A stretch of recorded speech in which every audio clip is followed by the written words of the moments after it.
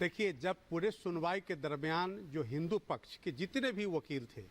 उन्होंने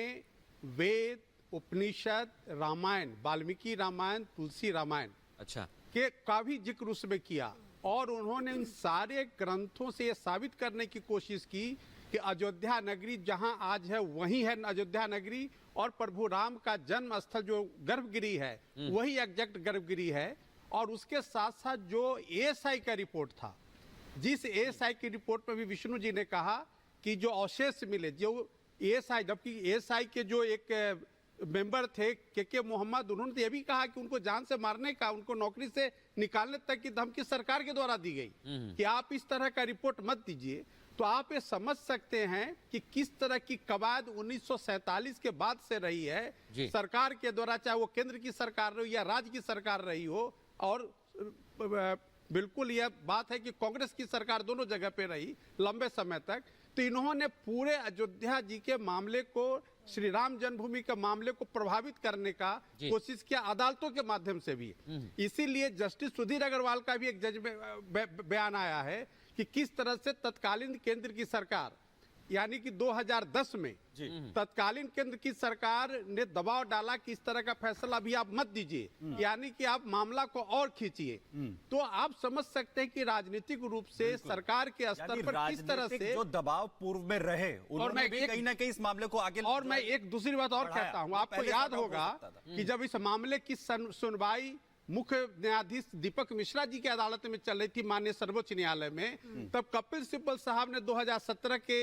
नवंबर दिसंबर की वाकया है जब हियरिंग चल रही थी, तो कपिल सिब्बल साहब ने कहा कि इस मामले की सुनवाई 2019 के लोकसभा चुनाव के बाद किया जाए। तो आप समझ सकते हैं कि उन दिनों श्री कपिल सिब्बल कांग्रेस के भी नेता थे, सुप्रीम कोर्ट में वरिष्ठ, किस तरह से इस मामले को प्रोलॉन्ग करने का, कि उनको पता था पॉलिटिकल इन्फ्लुएंस रहा है इस पूरे मामले पर और उसका जिक्र भी किया, जितने भी अपना केस रखा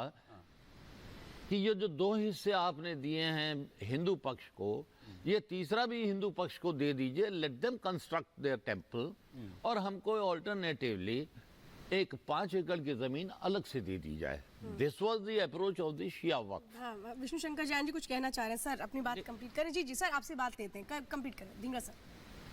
तो अब एक चीज और भी थी कि वो जो 1946 के जो जजमेंट मैंने अभी थोड़ी देर पहले आपको बताया कि भाई that went against Shia,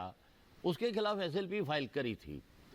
of course उसमें काफी डिले थी, 71 साल की डिले थी। Supreme court did not agree to condone the delay, supreme court ने वो माफ नहीं करी। लेकिन हाँ, सुप्रीम कोर्ट ने इस चीज को नोट किया, इसकी नोटिस ली,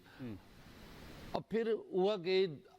हमारी तरफ से दोबारा कहा गया कि हमें 5 एकड़ भी रहने दीजिए, रीजन बीइंग कि सरकारी जमीन पर वक्फ नहीं बनती जी, तो हम अपने लिए अपनी जमीन खुद से कर लेंगे। तो उसमें कहा कि हम लखनऊ में जहाँ शिया पक्ष बाहुल्य लोग रहते हैं वहां पर हम मस्जिद बना लेंगे और अब ये जमीन जो है सारी इनको दे दीजिए। अल्टीमेटली सुप्रीम कोर्ट ने उस चीज को भी एक्सेप्ट किया, एक तरह से की फॉर्मेलिटी जो करनी थी अल्टीमेटली, तो सुप्रीम कोर्ट ने 5 एकड़ सुन्नी वक्फ को देने की कवायद की। बिल्कुल, हरशंकर जी आप उसमें ऐड करना देखिए, मैं इस बात को थोड़ा बोलना चाहता हूँ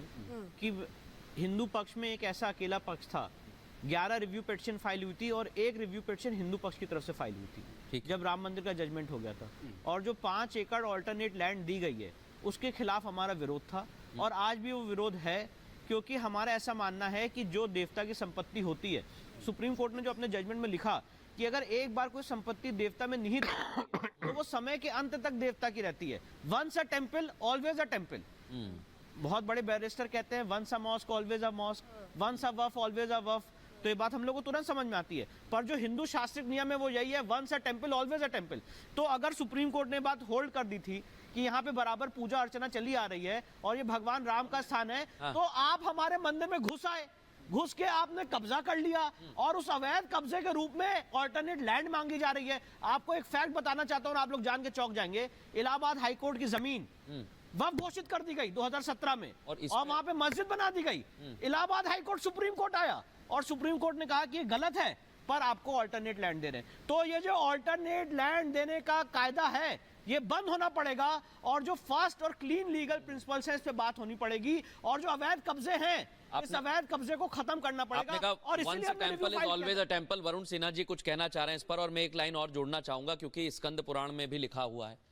अयोध्या का जिक्र उसमें भी है वरुण जी। तो क्या इस तरह के फैक्ट भी रखे गए, क्योंकि जब मंदिर बना हुआ है, पुराणों में लिखा हुआ है, तो आज भी वही रहेगा? बिल्कुल। मैं आपको एक बात बताऊं कि जब 2010 में अपील आई सुप्रीम कोर्ट में इलाहाबाद उच्च न्यायालय के फैसले के खिलाफ, तो जस्टिस लोढ़ा और जस्टिस आफ्ताब आलम की बेंच में वो सूचीबद्ध हुई थी। और उस वक्त एक बात जो माननीय सर्वोच्च न्यायालय के दोनों जज ने कहा